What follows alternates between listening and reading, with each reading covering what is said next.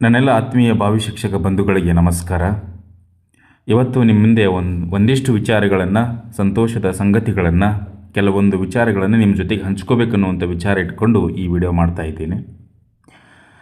ನಿನ್ನಿನ ದಿನ ನಡೆದಂಥ ಬೆಳವಣಿಗೆಗಳು ತುಂಬ ತಮ್ಮೆಲ್ಲರಿಗೂ ಚೆನ್ನಾಗಿ ಗೊತ್ತಿದೆ. ಅದೇನಪ್ಪ ಅಂತಂದರೆ, ಸರ್ಕಾರದ ಮೇಲೆ ಸಿಕ್ಕಾಪಟ್ಟೆ ಒತ್ತಡ ಬಿದ್ದು ಮತ್ತು ಧಾರವಾಡದಲ್ಲಿ ಆದಂತಹ ನೇಮಕಾತಿಗೋಸ್ಕರ ನಡೆದಂಥ ಹೋರಾಟದ ನಿಮಿತ್ತವಾಗಿ ಸರ್ಕಾರ ತನ್ನ ತಪ್ಪನ್ನು ಅರಿವು ಮಾಡಿಕೊಂಡು ಸದ್ಯದಲ್ಲೇ 56,432 ಹುದ್ದೆಗಳನ್ನು ನೇಮಕಾತಿ ಮಾಡಲಿಕ್ಕೆ ರೆಡಿಯಾಗಿದೆ. ಈ ನೇಮಕಾತಿಯ ಒಂದು ಉದ್ದೇಶವನ್ನಿಟ್ಕೊಂಡು ಇನ್ನೇನು ಕೆಲವೇ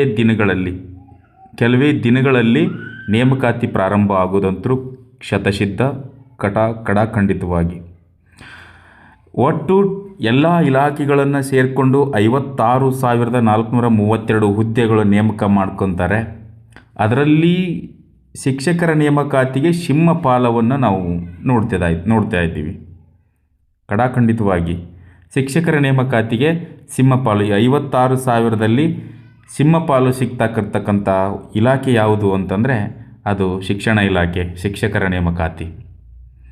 ಇವೆಲ್ಲವನ್ನು ಗಮನದಲ್ಲಿಟ್ಕೊಂಡು ಇವತ್ತು ಕಲ್ಯಾಣ ಕರ್ನಾಟಕಕ್ಕೆ ಎಷ್ಟು ಹುದ್ದೆಗಳು ನೇಮಕಾತಿ ಆಗ್ತವೆ, ಉಳಿದ ಕರ್ನಾಟಕಕ್ಕೆ ಎಷ್ಟು ಶಿಕ್ಷಕರ ನೇಮಕಾತಿ ಮತ್ತು ಕಲ್ಯಾಣ ಕರ್ನಾಟಕದಲ್ಲಿ ಎಷ್ಟು ಶಿಕ್ಷಕರ ನೇಮಕಾತಿ ಅನ್ನುವುದನ್ನು ಸಂಪೂರ್ಣ ಮಾಹಿತಿಯನ್ನು ನಿಮ್ಮ ಜೊತೆಗೆ ನಾನು ಹಂಚ್ಕೊತಾ ಇದ್ದೀನಿ. ದಯವಿಟ್ಟು ತಾವೆಲ್ಲರೂ ಕೂಡ ಈ ಒಂದು ಸೆಷನನ್ನು ಎಲ್ಲಿ ಸ್ಕಿಪ್ ಮಾಡದೆ ಚೆನ್ನಾಗಿ ನೋಡಿ ಅಂತ ನಿಮ್ಮ ಮುಂದೆ ಕೇಳ್ಕೊಳ್ತಾ ನೇರವಾಗಿ ನಾನು ವಿಷಯಕ್ಕೆ ಬರ್ತೀನಿ. ಒಟ್ಟು ಟೋಟಲ್ 56,432 ಹುದ್ದೆಗಳು ನೇಮಕ ಮಾಡ್ಕೋತೀನಿ ಅಂತ ಸಚಿವ ಸಂಪುಟದಲ್ಲಿ ತೀರ್ಮಾನ ಮಾಡಲಾಗಿದೆ. ಅದು 30 ದಿನಗಳೊಳಗೆ ಪ್ರಕ್ರಿಯೆ ಪ್ರಾರಂಭ ಆಗಬೇಕು ಮತ್ತು 50% ಮೀಸಲಾತಿಗೆ ಒಳಪಟ್ಟು ನೇಮಕಾತಿಯನ್ನು ಮಾಡಬೇಕು ಅನ್ನುವಂಥ ವಿಚಾರವನ್ನು ಇಟ್ಕೊಂಡು ಸಚಿವ ಸಂಪುಟದಲ್ಲಿ ನಿರ್ಣಯವನ್ನು ಕೈಗೊಂಡಿದ್ದಾರೆ. ತುಂಬ ಖುಷಿಯ ವಿಚಾರ. ಯಾಕಂದರೆ ಬರಗಾಲದಾಗ ಮಳೆ ಬಂದಂಗೆ ಆಗೈತಿ. ಇವಾಗ ನಮ್ಗೆ ಸಿಕ್ಕಾಪಟ್ಟಿ ನೇಮಕಾತಿಯ ವಿಚಾರವನ್ನಿಟ್ಕೊಂಡು ಸಾಕಷ್ಟು ಹೋರಾಟಗಳನ್ನು ಮಾಡಿ ಸಾಕಷ್ಟು ತೊಂದರೆಗಳನ್ನು ಅನುಭವಿಸಿದ ನಂತರ ಸರ್ಕಾರಕ್ಕೆ ಒಂದು ಅರಿವಾಗಿ ನೇಮಕಾತಿ ಮಾಡಲೇಬೇಕು ಅನ್ನುವಂಥ ವಿಚಾರವನ್ನಿಟ್ಕೊಂಡು ಆ ಒಂದು ವಿಚಾರದಲ್ಲಿ ಒಂದು ಒಳ್ಳೆಯ ಹೆಜ್ಜೆಯನ್ನಿಟ್ಟಿದೆ ಅಂತ ನಾವು ಹೇಳ್ಬೋದು. ಅದರ ಜೊತೆಗೇ ಈ ಕಲ್ಯಾಣ ಕರ್ನಾಟಕ ಭಾಗದಲ್ಲಿ ಒಟ್ಟು ಅಂದರೆ ನಾನು ಹೇಳ್ತಕ್ಕಂಥದ್ದು PSTR, GPSTR, HSTR ಮತ್ತು PU ಲೆಕ್ಚರರ್ ಎಲ್ಲವನ್ನೂ ಒಳಗೊಂಡಂತೆ ನೇಮಕಾತಿಗೆ ಆಗ್ತವೆ.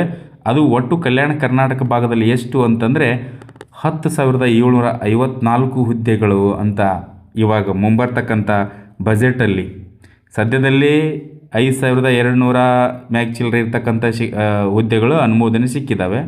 ಉಳಿದಂಥವು ಕೂಡ ಹುದ್ದೆಗಳನ್ನು ಈ ಸದ್ಯಕ್ಕೆ ಬಜೆಟ್ನಲ್ಲಿ ಬರ್ತಕ್ಕಂಥ 6ನೇ ತಾರೀಕಲ್ಲಿ ಬರ್ತಕ್ಕಂಥ ಬಜೆಟ್ನಲ್ಲಿ ಒಟ್ಟು ಎಲ್ಲವೂ ಸೇರಿ 10,754 ಹುದ್ದೆಗಳು ನೇಮಕಾತಿ ಆಗ್ತವೆ ಎಲ್ಲಿ? ಕಲ್ಯಾಣ ಕರ್ನಾಟಕದಲ್ಲಿ. ಇನ್ನು ಉಳಿದ ಕರ್ನಾಟಕ ಅಂದರೆ ಕಲ್ಯಾಣ ಕರ್ನಾಟಕೇತರವಾಗಿ ಉಳಿದ ಕರ್ನಾಟಕದಲ್ಲಿ ಎಲ್ಲವೂ PSTR, GPSTR, HSTR ಮತ್ತು PU ಎಲ್ಲವೂ ಸೇರಿಕೊಂಡು 8,473 ಪೋಸ್ಟ್ಗಳನ್ನು ನೇಮಕಾತಿ ಮಾಡ್ಕೊತಾರೆ.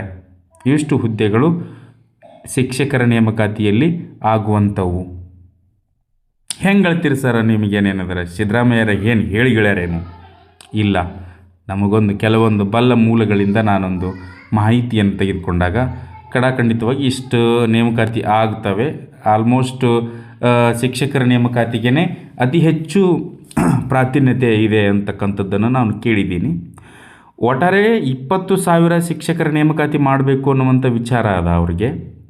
20,000 ನೇಮಕಾತಿಯ ನಾನು ಈ ಅಂಕಿಅಂಶದ ಆಸುಪಾಸಿನಲ್ಲಿ 500 ಹೆಚ್ಚರ ಆಗ್ಬೋದು, 200 ಕಡಿಮೆ ಆಗ್ಬೋದು. ಎಕ್ಯುರೇಟಾಗಿ ಹೇಳ್ತಾ ಇಲ್ಲ. ಸದ್ಯದಲ್ಲಿ ಕಲ್ಯಾಣ ಕರ್ನಾಟಕ ಅಂತೂ 11,000 ತನಕ ನೇಮಕಾತಿ ಆಗ್ಬೋದು. 10,000 ಮೇಲ್ಪಟ್ಟು ಇಟ್ಕೊಂಡು 11,000 ತನಕ ನೇಮಕಾತಿ ಆಗ್ಬೋದು. ಉಳಿದ ಕರ್ನಾಟಕದಲ್ಲಿ 9,000 ತನಕ ನೇಮಕಾತಿ ಆಗ್ಬೋದು. ಒಟ್ಟಾರೆ ನೇಮಕಾತಿ, ಶಿಕ್ಷಕರ ನೇಮಕಾತಿಗೆ ಸಿಂಹಪಾಲಿದ. ದಯವಿಟ್ಟು ನನ್ನೆಲ್ಲ ಆತ್ಮೀಯ ಶಿಕ್ಷಕ ಬಂಧುಗಳಿಗೆ, ಭಾವಿ ಬಂಧುಗಳಿಗೆ ಇದು ಒಂದು ಒಳ್ಳೆಯ ಸುವರ್ಣ ಅವಕಾಶ. ನೇಮಕಾತಿ ಇನ್ನು ತಿಂಗಳು 2 ತಿಂಗಳುಗಟ್ಟಲೆ ಅಂತಿಲ್ಲ, ಕೇವಲ 30 ದಿನದಲ್ಲಿನೇ ಪ್ರಕ್ರಿಯೆ ಪ್ರಾರಂಭ ಆಗ್ತದೆ. ಆದಷ್ಟು ಬೇಗವಾಗಿ ನೇಮಕಾತಿ ಪ್ರಕ್ರಿಯೆಯನ್ನು ಮುಗಿಸ್ತಾರೆ. ನಿಮಗಲ್ಲಿ ಓದಲಿಕ್ಕೆ ಟೈಮ್ ಇರೋದಿಲ್ಲ. ಹಾಗಾಗಿ ತಾವುಗಳು ಈಗಿನಿಂದಲೇ ಅಭ್ಯಾಸದ ಕಡೆ ಗಮನ ಕೊಟ್ಟಿದ್ದೆ ಆದರೆ ನಿಮ್ಮದು ಒಂದು ಹುದ್ದೆ ಕಟ್ಟಿಟ್ಟ ಬುತ್ತಿ. ಅದರಲ್ಲಿ ಕಲ್ಯಾಣ ಕರ್ನಾಟಕ ಭಾಗದಲ್ಲಿ ಒಟ್ಟು ಟೋಟಲ್ 32,000 ನಿಮಗೆ ಎಲ್ಲಿ ಕಲ್ಯಾಣ ಕರ್ನಾಟಕ ಭಾಗದಾಗ ಎಲ್ಲ ಇಲಾಖೆಯಲ್ಲಿ ಕೂಡಿಕೊಂಡು 32,000 ಹುದ್ದೆಗಳು ಏಕಕಾಲದಲ್ಲಿ ನೇಮಕಾತಿ ಮಾಡ್ತಾ ಇದ್ದಾರೆ ಅಂತಂದರೆ ಅದರಲ್ಲಿ ನಿಮ್ಮದು ಒಂದು ಹುದ್ದೆ ಆಗಿರಲೇಬೇಕು. ಶಿಕ್ಷಕ ಆಕಾಂಕ್ಷಿಗಳಿಗಂತೂ ತುಂಬ ಅದ್ಭುತವಾದಂಥ ಅವಕಾಶ ಇದು. ಉಳಿದ 24,000 ಉಳಿದ ಜಿಲ್ಲೆಗಳಿಗೆ ಹಲವಾರು ಅವಕಾಶಗಳು. ಯಾಕಂದರೆ ಅವರಿಗೂ ಗೊತ್ತಾಯಿತು ಯುವಕರ ನೋವೇನು, ಯುವಕರ ಆಕ್ರೋಶ ಏನದ, ಯುವಕರನ್ನು ಎದುರಾಕೊಂಡ್ರೆ ನಾವು ಬದುಕಲ್ಲ ಅನ್ನುವಂಥ ವಿಚಾರ ಸರ್ಕಾರಕ್ಕೆ ಗೊತ್ತಾಗಿ ಯಥೇಚ್ಛವಾಗಿ ಮುಂದೆ ಬರ್ತಕ್ಕಂಥದ್ರಲ್ಲಿ ಯಾವುದೇ ಗ್ಯಾರಂಟಿಗಳನ್ನು ಇಟ್ಕೊಳ್ಳಲ್ಲ. ಅವರು ಜಾಸ್ತಿ ತೆಗೆದಾಕ್ಬಿಡ್ತಾರೆ. ನೋಡುವಂತ್ರಿ ಈ ಬಜೆಟಲ್ಲಿ ಹಲವಾರು ಗ್ಯಾರಂಟಿಗಳನ್ನು ಅದನ್ನು ಕಡಿತಗೊಳಿಸ್ತಾರೆ, ಗೊತ್ತಾಯ್ತು ಅವ್ರಿಗೆ. ಹಾಗಾಗಿ ಆ ಗ್ಯಾರಂಟಿಗೆ ಹಾಕುವಂಥ ದುಡ್ಡನ್ನು ನೇಮಕಾತಿಗೆ ಆಗಿನದ ಮಾಡ್ಕೊಳ್ತಾ ಇದ್ದಾರೆ. ದಯವಿಟ್ಟು ಎಲ್ಲರೂ ನೇಮಕಾತಿಗೆ ಆಗ್ರಿ ಅನ್ನುವಂಥ ವಿಚಾರವನ್ನು ನಿಮ್ಮ ಮುಂದೆ ಹೇಳ್ತಾ ದಯವಿಟ್ಟು ಇವತ್ತಿನಿಂದನೇ ಅಭ್ಯಾಸವನ್ನು ಪ್ರಾರಂಭ ಮಾಡಿರಿ. ನೇಮಕಾತಿ ಆಗಿಂದೇ ಮಾಡ್ತೀನಿ ಅಂತ ಅನ್ನೋದು ತಪ್ಪು. ನೇಮಕಾತಿ ಆಗೇ ಆಗ್ತದೆ. ಇನ್ನು 30 ದಿನಗಳೊಳಗೆ ಪ್ರಕ್ರಿಯೆ ಪ್ರಾರಂಭವಾಗಿ ಆಗ್ತದೆ. ಈ ಮುಂದಿನ ಅಂದರೆ ಇವತ್ತು ಶುಕ್ರವಾರ, ಸೋಮವಾರದಿಂದ ಮುಂದಿನ ಶುಕ್ರವಾರವರೆಗೆ ಸಮಗ್ರ CNR ಬರ್ತದೆ. ಕಂಪಲ್ಸರಿ ಸಮಗ್ರ CNR ಬಿಟ್ಟೇ ಬಿಡ್ತಾರೆ. ಅದಾದ ನಂತರ ನೇಮಕಾತಿ 6ನೇ ತಾರೀಕಿಗೆ ಬಜೆಟ್ ಇದೆ. 7-8ನೇ ತಾರೀಕಿನಿಂದ ನೇಮಕಾತಿ ಅಧಿಸೂಚನೆಗಳು ಪ್ರಾರಂಭವಾಗ್ತವೆ. ಕೇವಲ 30 ದಿನದ ಒಳಗೆ. ಯಾಕಂದರೆ ಮುಂದೆ ಅವರಿಗೆ ಇಲೆಕ್ಷನ್ ಇದೆ. ಇಲೆಕ್ಷನ್ ಪೂರ್ವದಲ್ಲೇ ಇವೆಲ್ಲ ನೇಮಕಾತಿಗಳು ಮಾಡ್ಕೊಳ್ಬೇಕು. ಕೆಲವೊಬ್ಬರು ನನಗೆ ಮೆಸೇಜ್ ಮಾಡಿ ಕೇಳ್ತಿದ್ದಾರೆ, ಸರ್ ಸುಮ್ಮನೆ ಇವರು ನಮಗೆ ಮನವೊಲಿಸಿಗೋಸ್ಕರ ಹೇಳಿದರೆ ಸಡನ್ಲಿ ಏನದ ಕೋಡ್ ಆಫ್ ಕಂಡಕ್ಟ್ ಅಂದರೆ ಇಲೆಕ್ಷನ್ ತಗೊಂಬಂದ್ರೆ ಹೇಗೆ ಸರ್?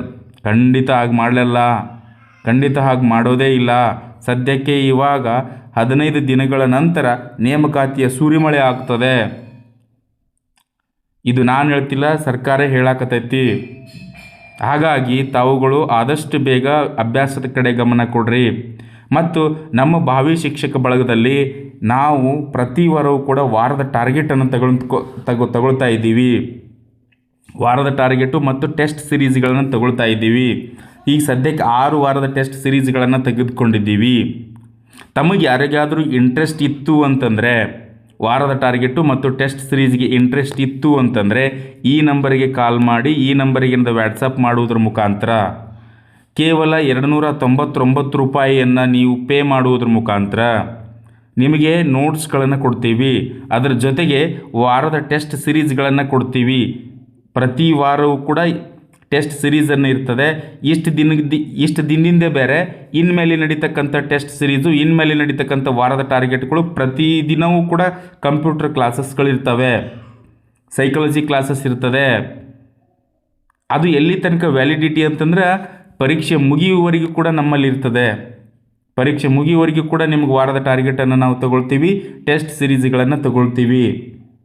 ಆ ಕಾರಣಕ್ಕಾಗಿ ತಾವುಗಳು ವಾರದ ಟಾರ್ಗೆಟ್ಗೆ ಮತ್ತು ಟೆಸ್ಟ್ ಸಿರೀಸ್ಗೆ ಯಾರಾದರೂ ಅವಶ್ಯಕತೆ ಇತ್ತು ಅಂತಂದರೆ, ಅದರಲ್ಲಿ PSTRದವ್ರಿಗೆ ತಾವುಗಳು ಟೆಸ್ಟ್ ಸಿರೀಸನ್ನು ತಗೊಳ್ಬೇಕು ಅಂತ ಭಾವಿಸಿದ್ದೇ ಆದರೆ ಈ ನಂಬರಿಗೆ ಒಂದು ಮೆಸೇಜ್ ಮಾಡುವುದರ ಮುಖಾಂತರ ನಿಮ್ಮದೊಂದು ಏನೋ TET ಪರೀಕ್ಷೆ TET ಅಂಕಪಟ್ಟಿಯನ್ನು ನಮಗೆ ಕಳಿಸುವುದರ ಮುಖಾಂತರ ನೀವು ನೋಂದಣಿಯನ್ನು ಮಾಡಿಕೊಳ್ಳಬಹುದು. ಖಂಡಿತವಾಗಿ ಅದರ ಜೊತೆಗೆ ನೀವು ಟೆಸ್ಟ್ ಸಿರೀಸಲ್ಲಿ ಅಥವಾ ವಾರದ ಟೆಸ್ಟ್ ಸಿರೀಸಲ್ಲಿ ಫಸ್ಟ್ ರ್ಯಾಂಕ್ ಬಂದವ್ರಿಗೆ ವಿಶೇಷತೆ ಬಹುಮಾನ ಇಟ್ಟಿರ್ತೀವಿ. 500ರಿಂದ 5,000ವರೆಗೂ ಬಹುಮಾನ ಇಟ್ಟಿರ್ತೀವಿ. ಯಾಕಂದರೆ ಎಲ್ಲ ನಮ್ಮ ಗೌರ್ಮೆಂಟ್ ಟೀಚರ್ಸ್ಗಳಿರೋದ್ರಿಂದ ಆಲ್ಮೋಸ್ಟ್ ಅವ್ರು ನಮಗೇನು ಉದ್ದೇಶ, ಹುಮ್ಮಸ್ಸು ತುಂಬಬೇಕು, ನಿಮ್ಗೆ ಓದಿಸ್ಬೇಕು ಅನ್ನುವಂಥ ಹುಮ್ಮಸ್ ಅಷ್ಟೇ ನಮಗೆ. ಆ ಕಾರಣಕ್ಕಾಗಿ ತಾವೆಲ್ಲರೂ ಕೂಡ ವಾರದ ಟಾರ್ಗೆಟ್ಗೆ ಏನದ ಜಾಯ್ನ್ ಆಗ್ರಿ, ಟೆಸ್ಟ್ ಸಿರೀಸ್ಗೆ ಜಾಯ್ನ್ ಆಗ್ರಿ. ನೇಮಕಾತಿಗಳು ಮಾತ್ರ ದೂರ ಇಲ್ಲ, ಸಮೀಪೆ ಅದಾವ. ಆ ಕಾರಣಕ್ಕಾಗಿ ತಾವೆಲ್ಲರೂ ಕೂಡ ನೇಮಕಾತಿಗೆ ಏನದ ಅಟೆಂಡ್ ಆಗ್ರಿ, ಈ ವಾರದ ಟಾರ್ಗೆಟ್ಗೆ ಅಟೆಂಡ್ ಆಗ್ರಿ. ನೇಮಕಾತಿ ಆಗೇ ಆಗ್ತವೆ. ಎಲ್ಲರೂ ಕೂಡ ಈ ಸದ್ಯಕ್ಕೆ ಭಾವಿ ಶಿಕ್ಷಕರಿದ್ದವರು ಖಂಡಿತ ಹಾಲಿ ಶಿಕ್ಷಕರಾಗ್ರಿ ಅನ್ನುವಂಥ ಕನಸು ನಮ್ಮದು. ಆ ಕಾರಣಕ್ಕಾಗಿ ತಾವೆಲ್ಲರೂ ಕೂಡ ಏನದ ನೇಮಕಾತಿ ಆಗ್ತೀರಿ. ಅದರಲ್ಲಿಯೂ ಹೈದರಾಬಾದ್ ಕರ್ನಾಟಕ ಅಂದರೆ ಕಲ್ಯಾಣ ಕರ್ನಾಟಕ ಅಂತ ಇದ್ದೀರಲ್ಲ, ತುಂಬ ಅಪಾರ್ಚುನಿಟಿ ನಿಮಗೆ. ಉಳಿದ ಕರ್ನಾಟಕದವ್ರಿಗೆ ಏನು ಕಡಿಮೆ ಇಲ್ಲ, ಅವ್ರಿಗೂ ಒಳ್ಳೆಯ ಅಪಾರ್ಚುನಿಟಿ ಇದೆ. ಆ ಕಾರಣಕ್ಕಾಗಿ ಏನದ ವಾರದ ಟಾರ್ಗೆಟ್ಗೆ ಏನದ ತಾವ್ಯಾರು ಜಾಯ್ನ್ ಆಗೋರಿದ್ರೆ ಅಂದರೆ ಟೆಸ್ಟ್ ಸಿರೀಸ್ಗೆ ಜಾಯ್ನ್ ಆಗೋರಿದ್ರೆ ಅಂತಂದರೆ ಖಂಡಿತವಾಗಿ ಜಾಯ್ನ್ ಆಗ್ಬೋದು. ಅದರ ಜೊತೆಗೆ ಕಲ್ಯಾಣ ಕರ್ನಾಟಕದಲ್ಲಿ 11,000 ತನಕ ನೇಮಕಾತಿ ಆಗ್ತದೆ, ಉಳಿದ ಕರ್ನಾಟಕದಲ್ಲಿ 9,000 ತನಕ ನೇಮಕಾತಿ ಆಗ್ತದೆ. ಅದರಲ್ಲಿ ಪಿ ಎಸ್ ಟಿ ಆರ್ದವ್ರಿಗೇ ಸಿಂಹಪಾಲು. ಮತ್ತಿದರಲ್ಲಿ ಶಿಕ್ಷಕರ ನೇಮಕಾತಿಯಲ್ಲಿ ಪಿ ಎಸ್ ಟಿ ಆರ್ದವರಿಗೆ ಸಿಂಹಪಾಲು. ಸದ್ಯಕ್ಕೆ 4,424 ಪೋಸ್ಟ್ಗಳು ಕಲ್ಯಾಣ ಕರ್ನಾಟಕ ಇತ್ತಲ್ಲ, 6,000 ತನಕ ಬರ್ತದೆ. ಅದು 6,000 ತನಕ ಬರ್ತದೆ. ಉಳಿದ 3,000 GPST ಅವ್ರಿಗೆ ಕೊಡ್ತಾರೆ.